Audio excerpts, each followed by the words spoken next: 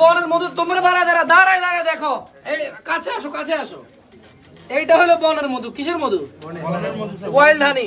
তুর্কি থেকে আসছে হানিরাজ ব্র্যান্ডে ওয়াইল্ড হানি। আরে ভাই খুলতে তো পারতেছি না রে ভাই। আসসালাম, কি খাবা নাকি?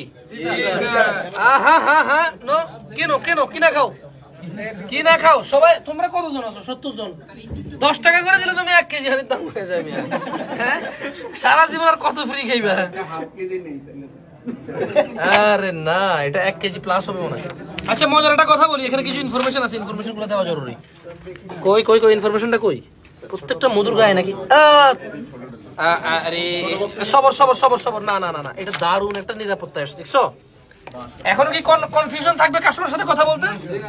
এই দেখো, মধু কিন্তু পোকা এখানে বাসা বাঁধছে। দেখো, অনেকে মনে করতে পারে এটা চাক কাইটা কেটে ঢুকাইছি। না না না ভাই, চাক কাইটা ঢুকাই নাই। কারণ এই যে কাঠের ফ্রেমটা দেখছেন, এই কাঠের ফ্রেমটা মূলত ওরা যেখানে ফুল ফুটে ওখানে রাখে। মৌমাছি এসে নিজে বাসা বাঁধে, এই জন্য এটার ওজনটা কন্ট্রোল করা সো টাফ। কি রে ভাই, ছায়া নাকি?